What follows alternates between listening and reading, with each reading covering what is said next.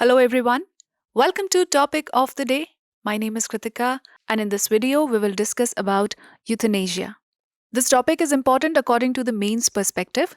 Now recently euthanasia was back in news as Colombia saw its first case of euthanasia where a man decided to get euthanized to avoid terminal illness. Now his decision to die has reignited the debate over euthanasia and its application under the laws of different countries. Now, what is euthanasia? Euthanasia talks about right to die willingly by providing painless death to individuals who would not survive without medical facilities. Now, it is a Greek word where EU stands for good and thantos stands for death. Therefore, good death.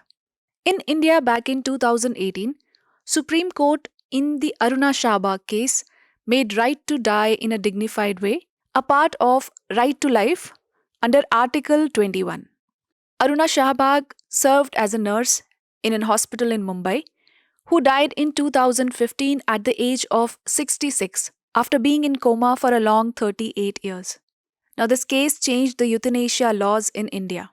Now, let us discuss about the active and passive euthanasia. Both of these lead to intentional death. If we talk about active euthanasia, it is a positive or aggressive sort of euthanasia. And why do we call it aggressive?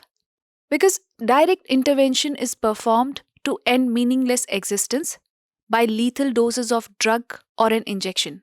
It leads to quicker death and all forms are illegal. It is not allowed in India as of now. When we talk about passive euthanasia, it is a negative sort of euthanasia or a non-aggressive euthanasia. It is done by not providing essential care, food, water, or removing the artificial life supporting systems. It is a slower, uncomfortable, and all the forms are legal. As of now, it is allowed in India by the Supreme Court. Now, this leaves us with a question: which was the first country that legalized euthanasia? You can write your answers in the comment section below. Moving on, let's talk about the significance. It relieves the patients from extreme pain and suffering and ends the mental agony of relatives. It expresses and respects the choice of a dignified life under Article 21. Also, it leads to utilization of funds and resources for others. Let's talk about the issues related to euthanasia. First of all, there are medical ethics that are involved, as well as it is morally wrong to end life. We have advanced medical sciences wherein we can actually save lives. Also, vulnerable people like disabled ones can become more prone towards euthanasia. There is always a debate that if suicide is not allowed, then euthanasia should also not be allowed. Also, there are recurring cases of miracles with patients coming out of coma after years. Now, let us talk about the rights, cases, and legalities with respect to euthanasia in India. In the first, the state of Maharashtra versus Maruti Shripati Dubbal case stated that right to life includes right to die. Section 309 talks about attempt to committing suicide. It is a punishable offense which gives imprisonment of 1 year or fine or even both. This judgment was upheld by the Supreme Court in P. Rathinam versus Union of India case.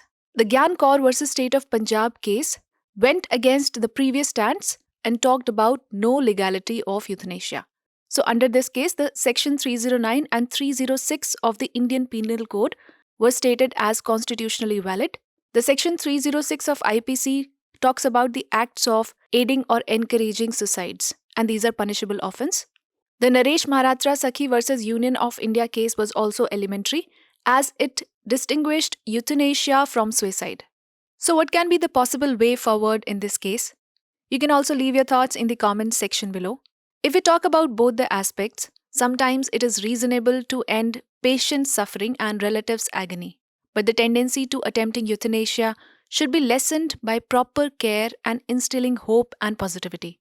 Also, active voluntary euthanasia can make murder easy, so it must be avoided to a larger extent. Now let us take up a practice question on this topic.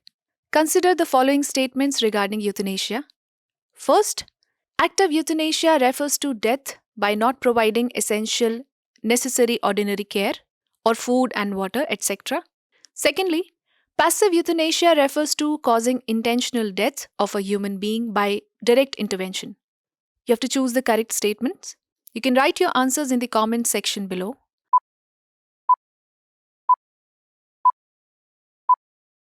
So the correct answer is D, that is neither statement 1 nor 2 is correct.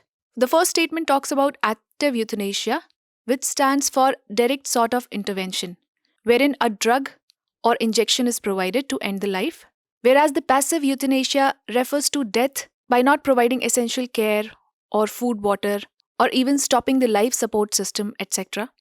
So the correct answer is D. So this was all for today's topic. For regular updates, you can follow us on our social media handles, and for more such videos, do stay tuned to the next IAS YouTube channel.